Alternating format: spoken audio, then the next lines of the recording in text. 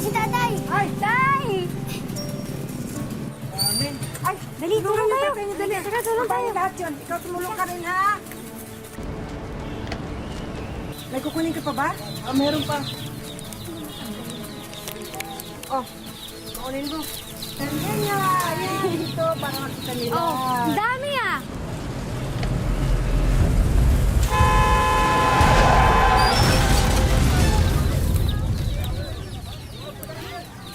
Ay, si tatay ba yun? Oo, si tatay yun!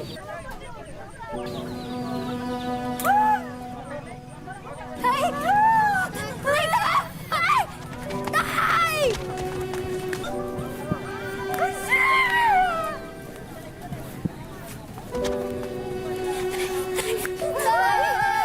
Tay!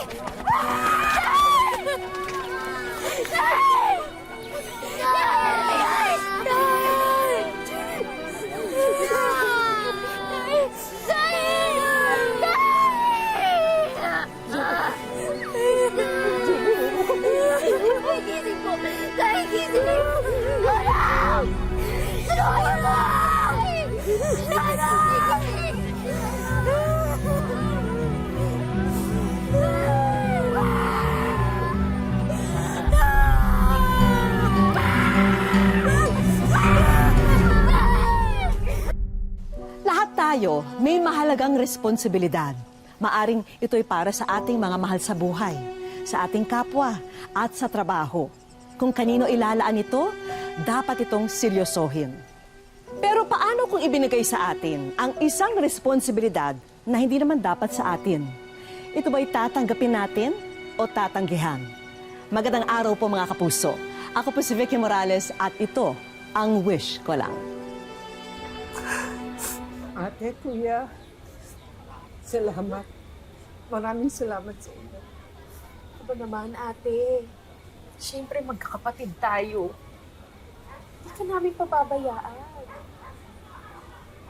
Ate, ang totoo niyan, yung burol pa lang nag-usap-usap na kami. Naisip kasi namin na mag-isa ka na lang ngayon. Siguro mas mabuti kung mag-aampag kami kahit sa mga anak mo. Ate, hindi naman namin pinagdududahan ng kakayahan mo, pero hanimang mga anak mo, lahat nag-aaral. Siyempre, hindi mo naman kaya na mag-isa. Salamat. Salamat sa pag-aalala niyo, pero mas gugustuhin pa namin na mahirapan kami basta magkakasama kami. Pag-isipan mo muna, ha? Basta wag mo kakalimutan pagka nangailangan ka, nandito lang kami. Hindi na magbabago ang isip ko. Hindi na. Hindi ko kaya. Hindi ko kaya. Gusto ko magkakasama.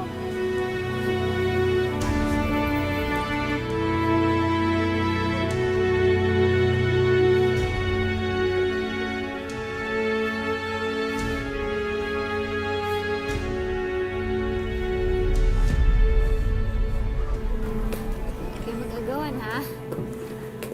Ma! Si Mami, oh. Mama! Nag-aral ba kayo? Tapos na po. Tapos na po.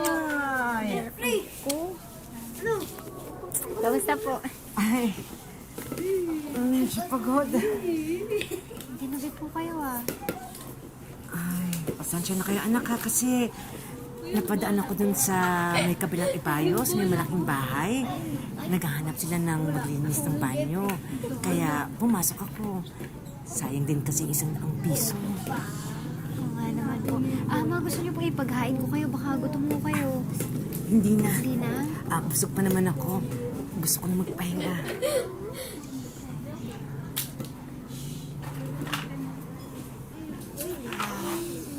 Mama?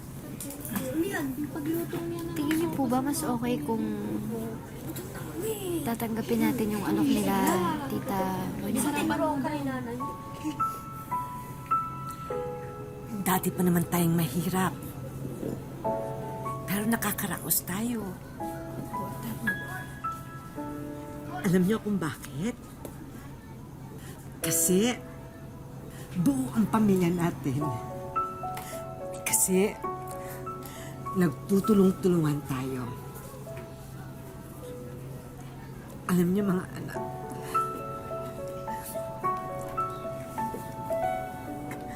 kayo na lang. Kayo na lang ang dahilan kung bakit gusto ko pang mabuhay. Mahal na mahal ko kayo. Tama na po. Jenny, magpunas kayo. Basa kayo. Ano yan, ma? Ano tayong sakyan dito? Mga anak, sensya na kayo mukhang kayo makakauwi dahil lakas ng ulan. Sandit muna tayo dito. Paano yan, ma? Di tayo matutulog. Wala tayong magagawa. Ganun talaga. Ba't kasi tayo dito tumayo? Pwede naman tayo doon magtinda sa atin, ah. Boy, salita kay nanay. Hindi dapat ganyan, ah.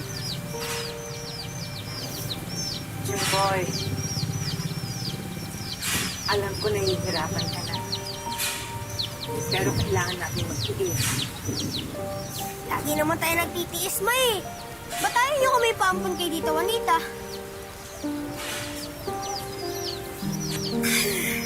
Ganun ba ang gusto mo?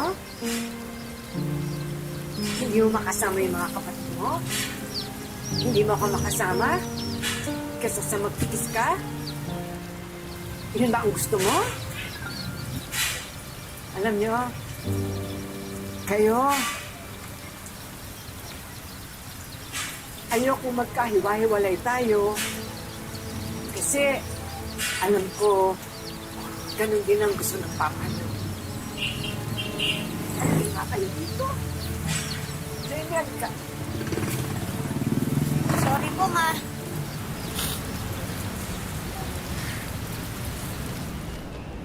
Happy birthday! Happy birthday, Jimboy. Happy birthday!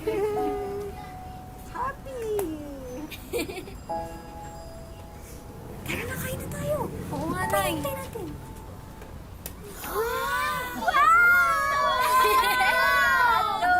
Favorite mo yan!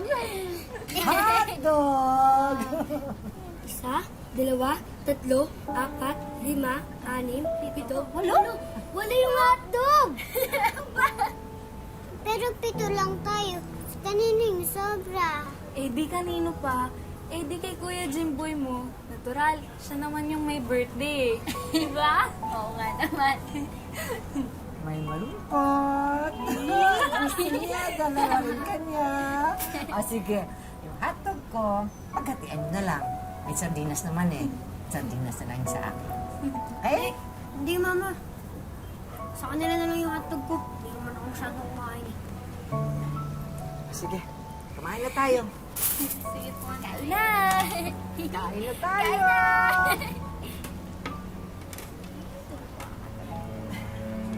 Kain na.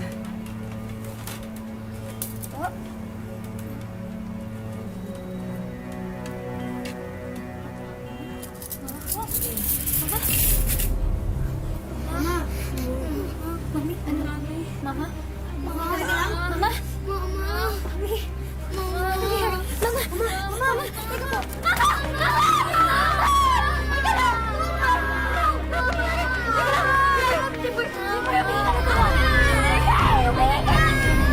lang!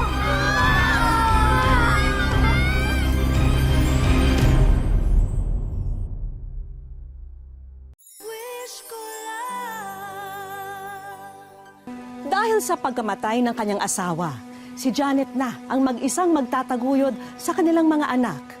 Tinanggihan din niya ang alok na ipaampon ang ilan sa mga bata dahil ayaw niyang magkahiwalay sila. Ngunit ngayon, tila hindi na kinaya ng kanyang puso ang pagod at kalungkutan.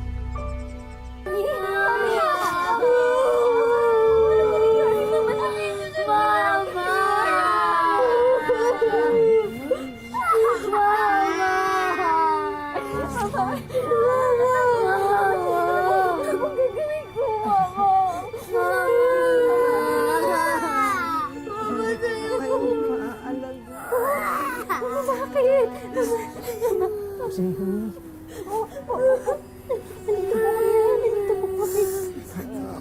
mo sa akin. Mama na ano po? Nag-ano? Mama. Mga kapatid. Mama po. Mama po kayo. Mama po kayo. Jimboy.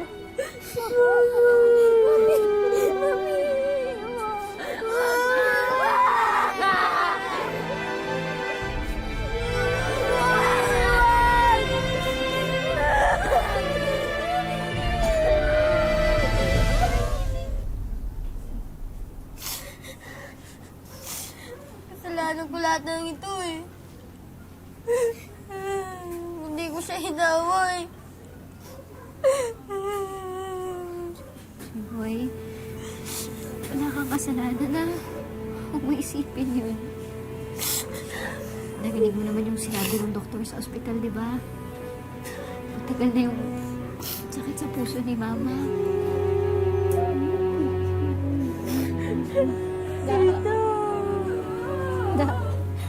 Andiyan na mama niyo.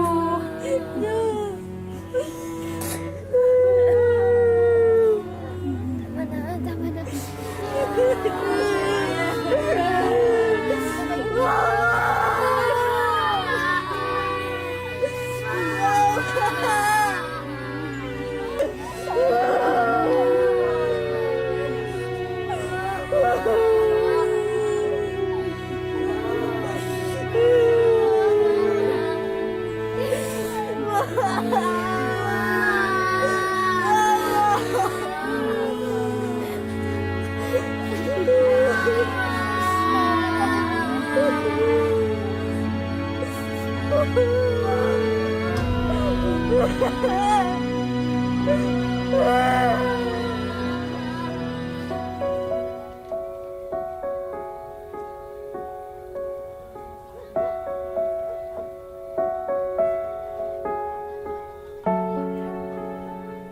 Paano tong mga bata? Isa lang ang kaya kong ampunin sa kanila. Pag-uusapan pa namin ng ate niyo. Pero baka kahit dalawa, pwede namin kunin. Pasensya na po kayo, pero may huling bilin po si nanay sa amin na huwag kami maghiwa-hiwalay. Jamie, naiintindihan ko na gusto mong matupad ang hiling ng nanay mo, pero hindi talaga namin kaya mag-ampun ng anim. Eh, kung ganun po, hindi na lang po kami magpapaampun. Kaya na po namin mabuhay na kami-kami lang. Salamat na rin po. Huwag na matigas ang ulo. Eh, para rin naman sa kabutihan niyo itong sinasabi namin. Susundin ko po yung bilin ni Mama. Opo, hindi po kami maghiwa-hiwalay. Eh, matitigas din naman ang mga ulo niyo eh. Manang-mana talaga kayo sa mama niyo. Ate.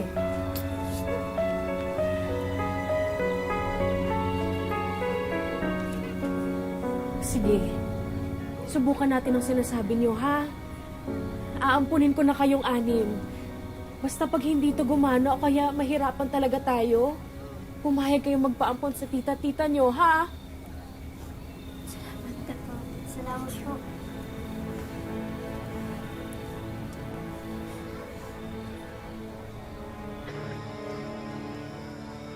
Dito na po kami! Ay! Kami! O ano, kamusta ang pagtitinda? Ayos naman po! Dahil po mga bata ng simbahan kanina eh. Dahil po nakabili. Alam nyo, hindi nyo na kailangan magtinda tuwing linggo. Sapat na naman ang kinikita namin ng Tito Ryan nyo para sa ating lahat. Siyempre naman, tita. Magaan sa pakiramdam namin kapag nakakatulong kami sa gastusin dito. Saka, siyempre, anim na anim kami pinapakain ninyo. Sige na. Gusto napakahirap makipag-diskusyon sa inyong dalawa, no? O siya, kumain na kayo. Sige na, kain na kayo. Sige po. Ayan. Kain na. Yes! Andito na kami! Kami na mo yung dahil ni Dada. Course, request yan sa akin, Ona. Sige po. Sige, kain marami. Kain na marami, ha?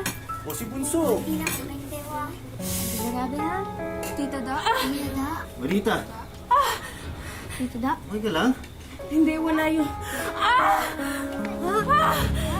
Yung puson ko! Tita Da! Halika, Dada. Sa hospital. Halika na! Sama po ako! Sama po ako! Tita Da! Tita! Sige, Tita Da! Jimboy, hindi na lang po. Sasama ka? Sasama ka? Sige, ako na bahala dito sa bahay. Sunod-sunod ang dagok sa buhay ng magkakapatid at isang panibagong pagsubok na naman ang kanilang kakaharapin sa hindi malamang sitwasyon ng kanilang tiyahin. Tito Da. Tito, ano pong nangyari? Ano pong balita? Binigyan nila ng test ang tita mo. Ultrasound yata yun. Ano pong sabi? Cancer yata sa matris. Cancer. Cancer. Cancer. Tito Da. Tito Da,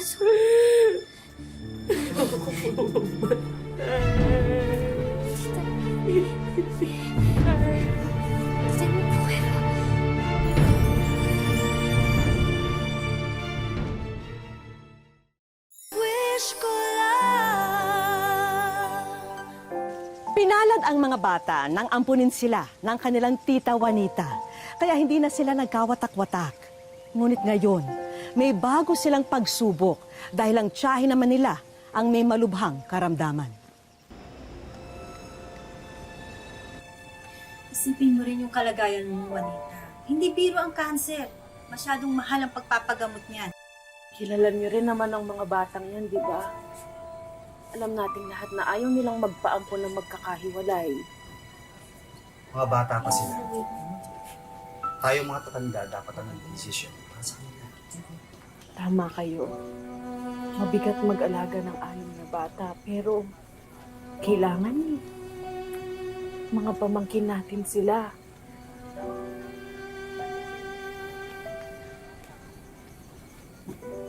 Ate, anong gagawin natin? Baka pamagay tayo ng Tita Da. Hindi mangyayari yun. Ayusin niyo yung mga gamit niyo.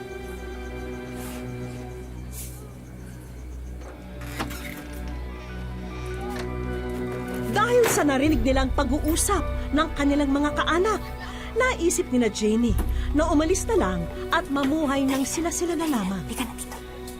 Tanda. Diretso lang. Okay. Sorry po, Tita.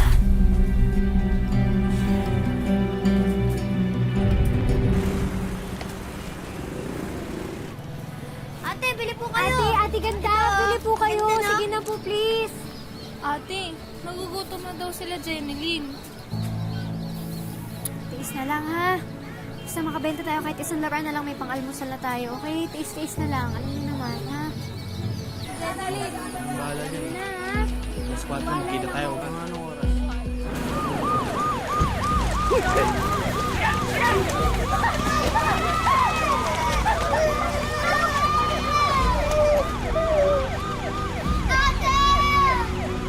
Tago! Ate! Tago tayo.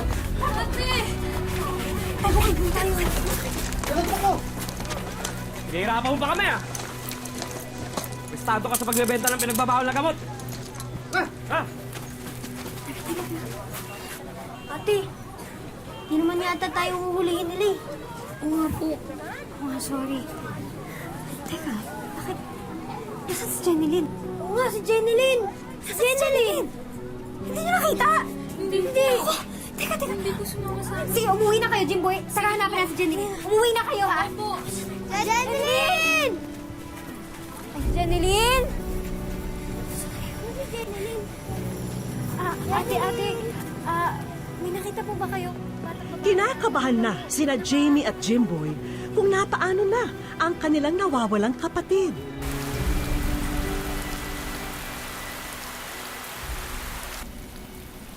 Ano po bang naging atraso ko sa inyo? Kinuha niyo na po yung papa ko. Pwede po, papa ko, kinuha niyo na po. Please po. Please na. Please na! Please na po.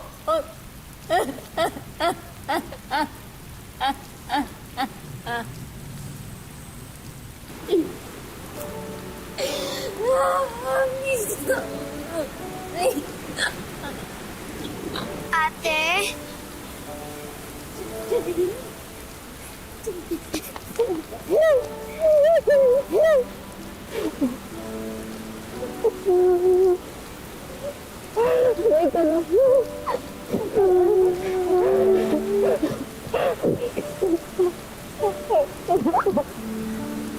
Nakita namin sa labas ng daan pag-gala-gala. Buti na lang at walang masamang loob na kumuha sa kanya. Bakit ba kasi kayo lumayas? Ha? Nagana na sa inyo tita nyo. Sorry po, Tito. Hindi po Alam ko naman po kasi na mabigat na kami sa inyo Okay ka lang. Sorry po, Tito. Nak, mahirap tsaka mabigat mag-alaga ng 6 na bata. Hindi naman ibig sabihin na ipamimigay ko kayo. At hindi paglayas ang sagot sa mga problema natin, ha? Mabuti na lang talaga at walang masamang nangyari dito sa batang to. Hindi na ulitin. Ito na lang kami. Sige, umuwi na tayo, ha? Punta na natin mga kapatid nyo.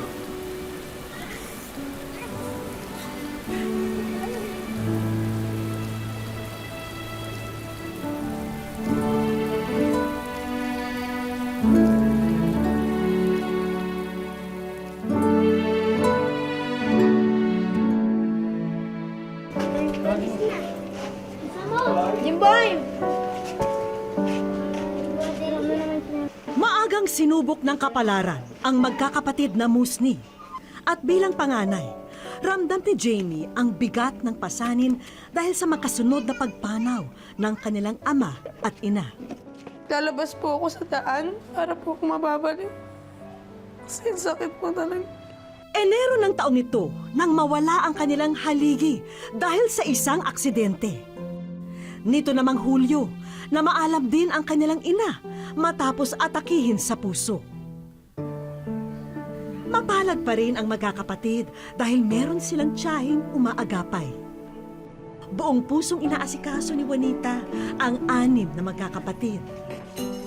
Kahit pa nitong nakaraang buwan lamang, ay nadiskubre niyang meron siyang kanser sa matris. Hindi na po kasi ako magkaanak, kaya itinuri ko na rin po mga anak ng mga bata simulat sa po. Sabi ko, itataguyod ko kayo kahit pa paano. Basta gusto ko lagi ko nandi rito. Sobrang pasalamat ko po sa tita ko kasi siya po yung nandyan para sa amin magkakapatid. Kahit mayroon din po siyang cancer o kaya sakit, nandyan pa rin po siya. Sa kabila ng lahat ng pagsubok, naniniwala si Jamie na papanig din ang magandang kapalaran sa kanila kung sila'y magsisikap at patuloy na mangangarap. Grade 7 na siya ngayon at ambisyon niya sana ang maging guro balang araw. So kahit mayroon lang po kami, gusto ko makapagtapos po kami ng pag-aaral.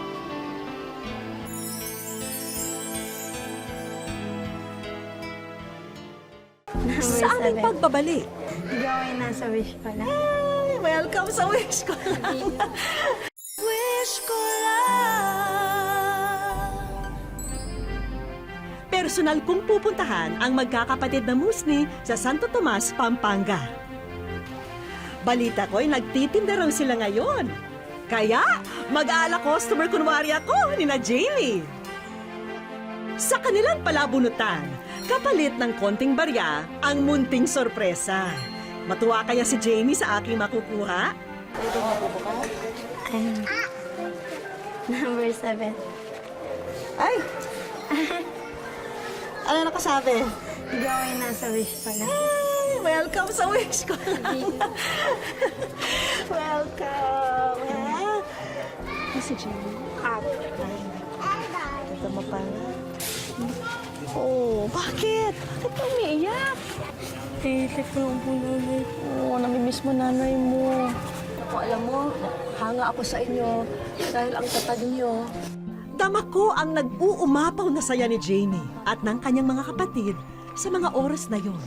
Nako, alam niyo ba, meron akong regalo para sa inyo. Ha? Hindi lang para sa'yo para sa inyong lahat. Meron. Ha? Sana matuwa kayo sa mga hinanda namin.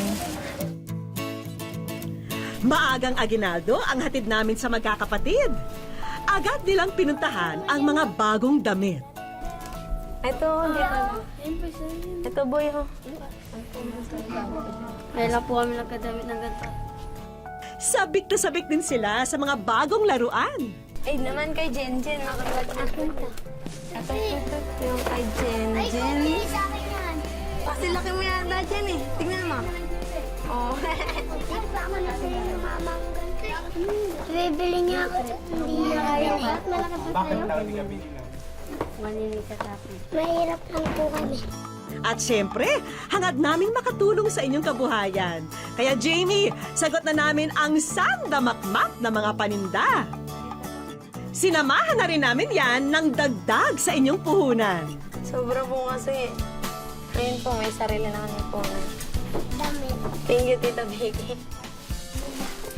At kung akala ni Jamie na ang mga kapatid lamang ang may espesyal na regalo, syempre, meron din kami para sa'yo. Laptop. Dati, pinapangarap lang namin yung magka-laptop. Ngayon meron na. Ito po yata yung pinakamasayang nangyari sa buhay natin. Tita Vicky, maraming salamat sa mga pinigay niyong regalo sa amin. Naway makatulong yan sa iyong pag-aaral. And speaking of pag-aaral, may college scholarship ding handog ang aming mga kaibigan. Dati po, pinapangarap ko na makapagtapos. Ngayon po, masarap po nga. Maraming salamat po. Kapag nakatapos na si ate, kayo na ang pag-aaralin ko. Bawat isa sa atin ay may pananagutan at ito ang magiging direksyon at silbi natin sa buhay. Maraming salamat po sa inyong pagsubaybay. Ako po si Vicky Morales at ito po ang Wish Ko Lang.